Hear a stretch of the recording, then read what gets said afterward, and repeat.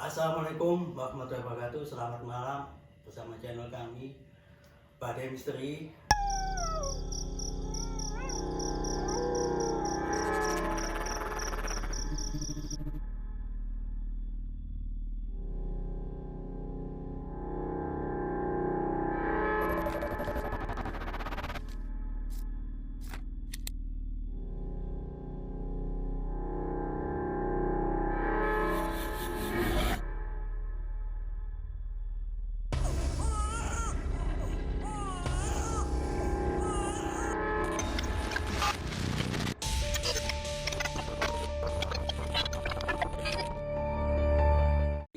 Kali ini kami mendatangkan seorang narasumber yang mempunyai pengalaman di dunia misteri ini. Dan boleh kita kedatangan, monggo Mas. Selamat malam. Selamat malam. Bisa diperkenalkan diri Mas dengan Mas siapa di sini? Kita sambil merokok dulu ya, apa ya? Silakan. Yang kita nyantai-nyantai aja.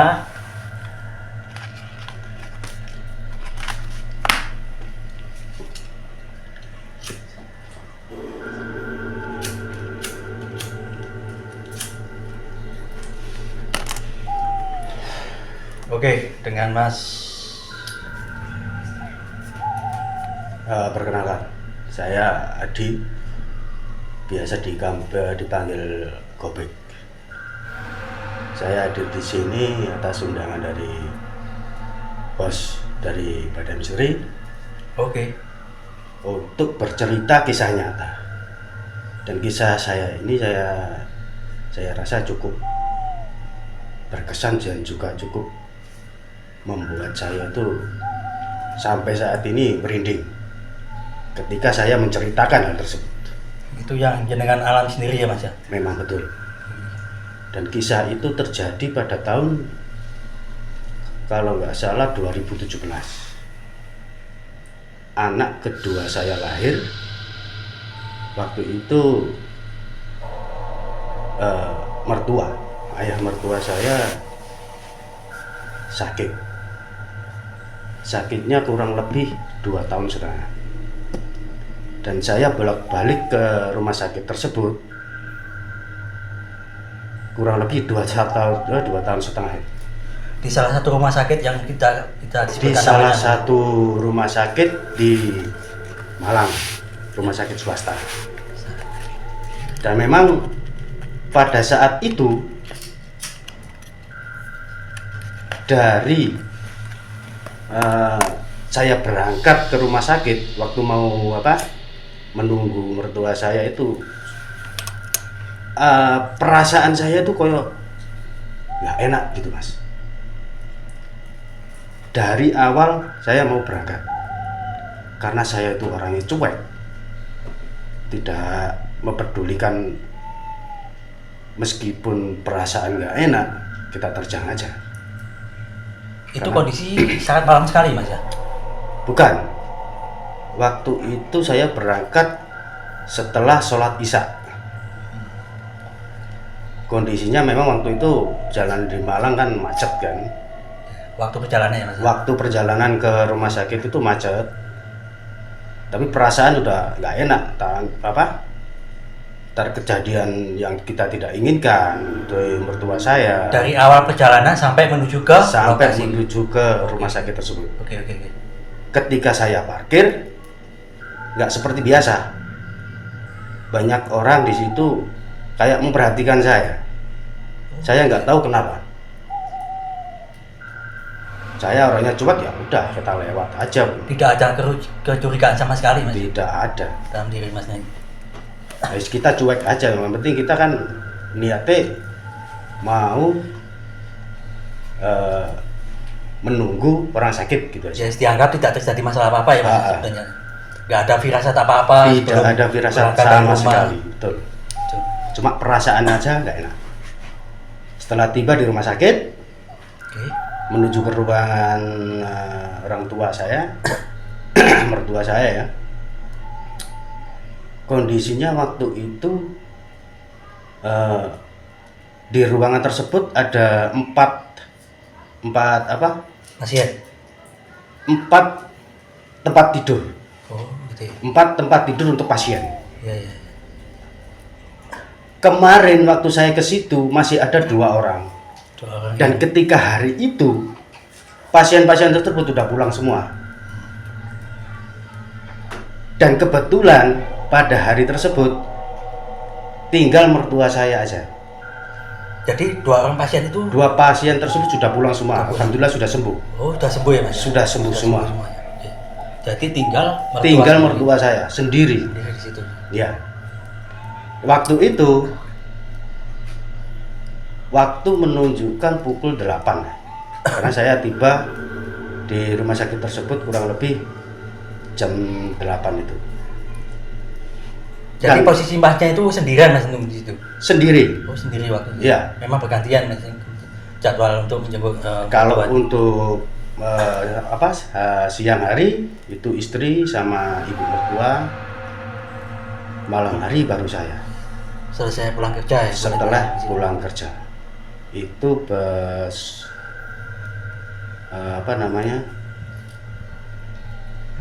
kurang lebih 2,5 tahun itu tersebut.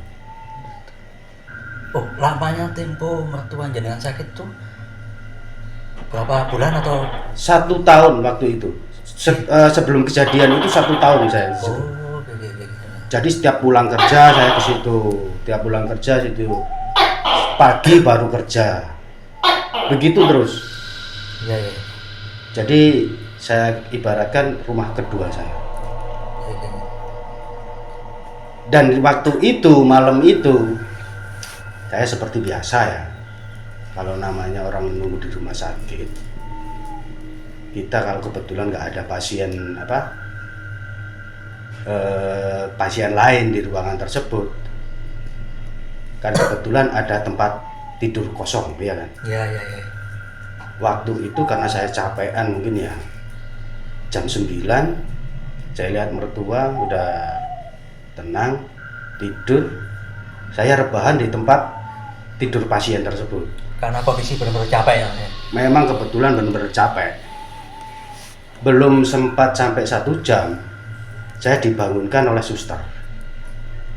Oh, Suster bilang, mas jangan tidur di situ, itu untuk pasien. itu pukul berapa, Mas? Kurang lebih jam 10 kurang, 10 malam ya. 10 malam kurang. Setelah itu saya bangun, saya lihat lagi kondisi mertua, karena saya lihat udah baik-baik saja, dia juga udah tidur terlelap. Pastikan aman-aman aja, Mas. Iya. Waktu itu. Saya punya niatan untuk ngopi sebentar di luar. Wah, Dalam perjalanan menuju keluar tersebut, waktu melewati sebuah ruangan kosong, di situ saya udah agak merinding. baru Bulu kuduk terasa- saya merinding. terasa, Mas. Ya. Iya. Cuma saya nggak begitu memperhatikan udah. Karena saya memang orangnya nggak peduli, cuek. Langsung aja kita kejar, udah. Jam 11 selepas 1 jam saya balik lagi. Karena kondisi udah malam, saya tidur, lampu ruangan saya matikan, saya gelar alas untuk tidur itu ya, karena di situ udah nggak ada bantal atau apapun, terpaksa jaket saya. Itu posisi Mas tidur di mana, Mas? Waktu dari luar. Waktu dari luar kan kita nggak boleh Iya, iya. tidur di tempat tidur pasien, kan tidak boleh. Seperti yang dikatakan suster tadi. Ya? Betul. Oke. Jadi saya tidur di depan nih tempat tidur. Oh, tempat tidur. Iya. Ketua. Jadi dengan- posisinya saya ada di bawah kaki tempat tidur pasien. Seperti itu. Dalam kondisi tersebut, karena tidak ada bantal ya, terpaksa jaket saya gelar juga, saya lempit, saya lipat seperti itu, saya jadikan untuk alas kepala, ya seadanya gitu, Mas. seadanya. Dan selimut pun hanya sarung itu yang saya buat sholat ya. Dari situ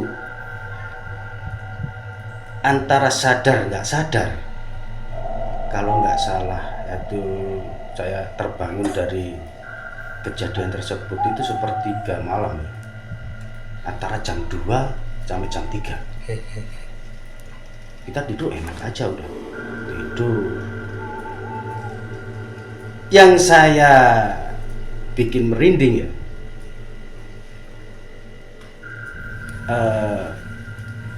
Pokoknya gini, saya nggak tahu jamnya jam berapa, pokoknya saya tidur kebangun itu antara jam segituan, jam 2 jam 3. Yang saya rasakan antara mimpi dan tidak, jadi dalam keadaan setengah sadar ya.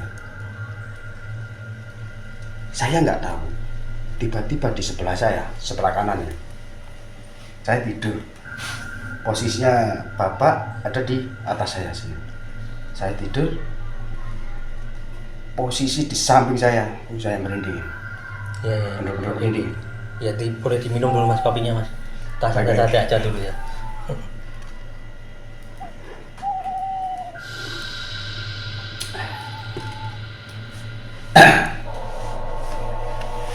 Saya nggak antara sadar nggak sadar. Di sebelah kanan saya seperti bantal guling atau apa ya? Kalau orang-orang sebut sih wadon apa pocong entah apa. Karena saya belum mengalami hal-hal tersebut. Oke. Dia pakaiannya agak lusuh. Jadi kain tersebut agak lusuh. Dari kapan dia ada di samping saya juga nggak tahu. Seperti tiba-tiba gitu ya. Tiba-tiba dia ada di samping saya dan saya juga menoleh ke dia. Memang nggak kelihatan, mukanya nggak kelihatan. Cuma bungkus gitu aja. Ya. Kalau saya boleh bilang pelasan lah, iya kan? Iya, seperti kata Betul itu. Oke. Karena saya itu orangnya nggak mau tahu ya, nggak mau peduli sama hal tersebut. Saya juga antara percaya nggak percaya. Seolah-olah roh saya bangun. Saya lihat antara makhluk tersebut atau benar-benar makhluk atau apa saya nggak tahu. Dan saya melihat diri saya sendiri di situ. Gitu. Udah. Seingat saya, makhluk tersebut saya hajar.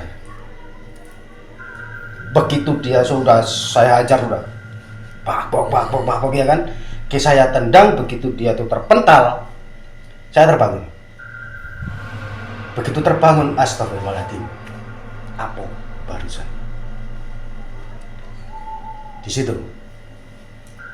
Saya lihat HP di jam tersebut sekitar jam 2 lewat 40 menit. Waktu terbangun jenengan sendiri perasaan gimana? Ada refleks kaget ataupun Waduh, kalau perasaan udah gak karu-karuan itu. Antara takut, kebelet buang air, iya. Adrenalin juga full ya. Saya bertanya-tanya, apa barusan? Dari situ saya pergi lagi. Saya lihat kondisi mertua udah nggak apa-apa kan, tidur terlelap, saya tinggal mertua. Lampu saya hidupkan, saya pergi lagi. Pas waktu saya pergi, saya melewati ruangan yang pernah saya dari awal saya katakan tadi. Saya lihat, ya? Iya. Begitu saya lewat, astagfirullah, di pojokan, tepatnya itu di pojokan sebelah selatan ya, ada berdiri sosok putih tersebut. Innalillahi wa inna ilaihi raji'un, dalam hati.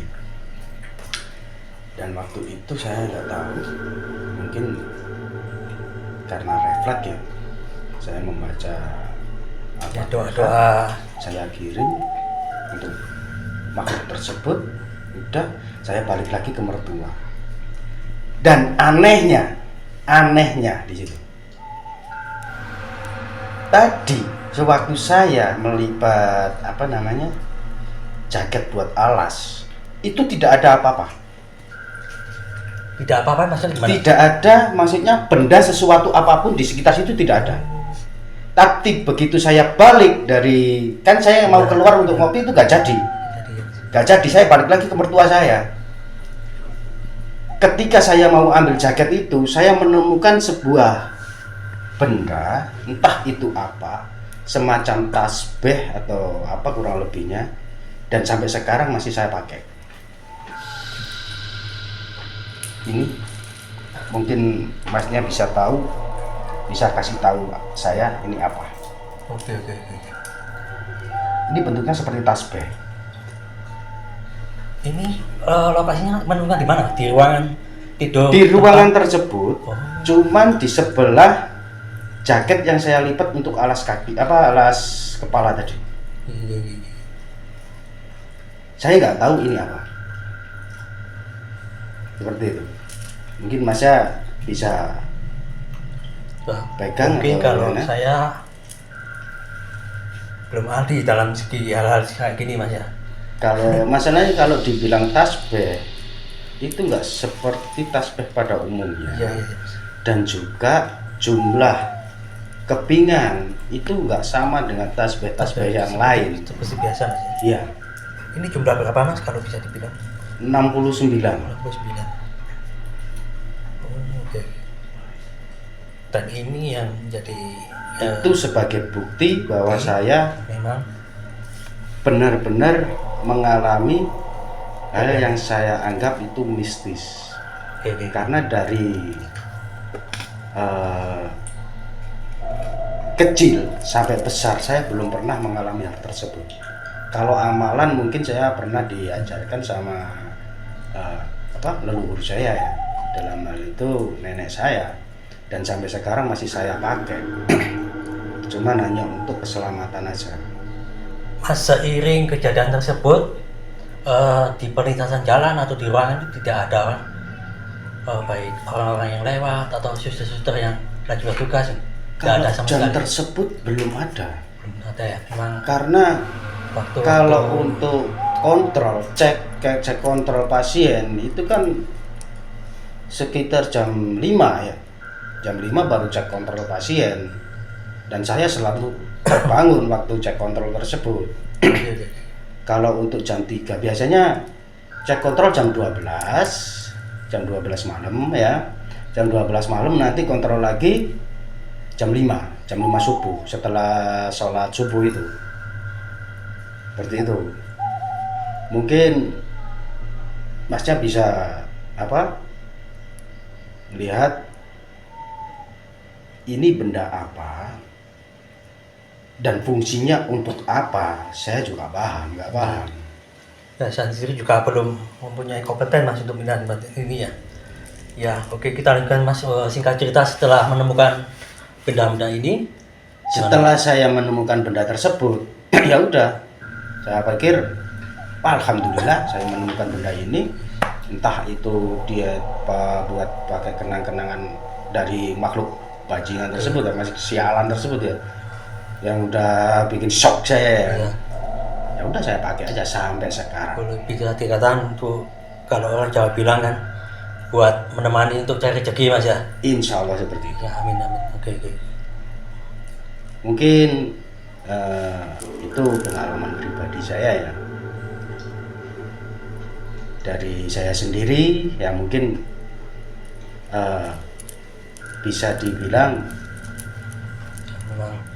memang itu kenyataan ya. Nyatanya seperti itu. Iya, memang seperti itu. Oke, bisa dipegang kembali Mas. Terima kasih.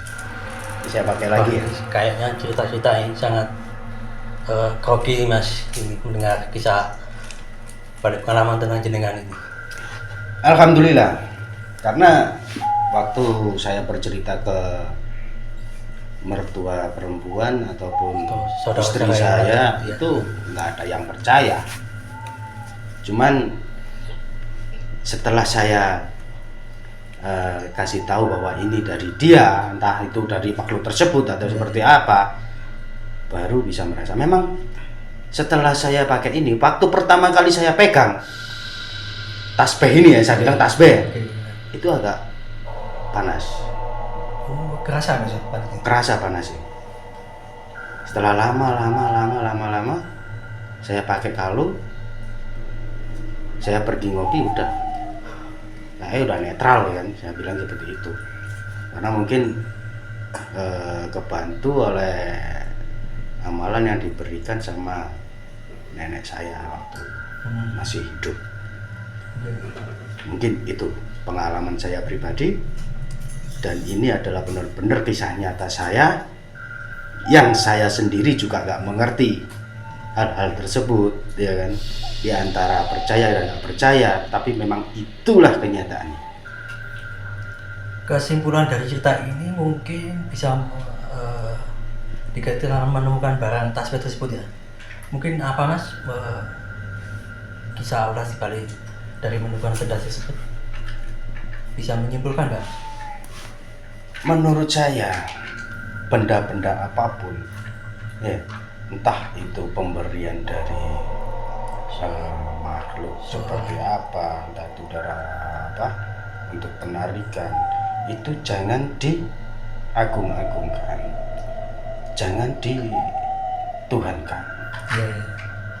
Yang penting kita sendiri harus yakin, utamanya kita orang Islam, ya kan? Kita orang Islam harus berpegang teguh.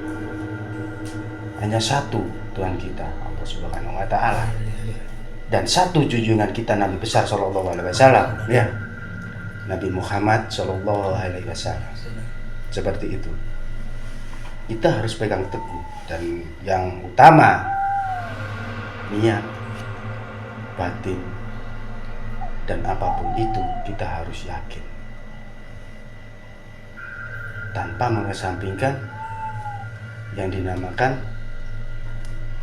Seperti norma-norma dari betul. agama gitu. Ya, seperti itu. Jadi kita jangan lupa kita siapa. Kita hanya makhluk Tuhan yang tidak sempurna. Baik. Iya kan? Kesempurnaan hanya milik Allah Subhanahu wa Ta'ala. Kita hanya makhluk yang ditugaskan untuk menyembah, ya kan? Menyembah hanya satu Tuhan, yaitu Allah Subhanahu wa Ta'ala. Jangan lupa itu. Mungkin cukup sekian cerita dari saya. Mungkin ada apa pertanyaan mungkin dari Masnya? Ya sepertinya gitu Mas ya. Untuk bisa menjalankan sendiri, ini perasaan juga merinding Mas mendengar ceritanya dengan ini. Dan begitulah kisah dari perjalanan pengalaman dari Sang Adi ya Mas ya, dan kisah nyata yang pernah dialami tersebut. Ya sebelum mengakhiri perjumpaan kita di hari ini, jangan lupa like, komen, dan subscribe di Badai Misteri. Oke, wassalamualaikum warahmatullahi wabarakatuh.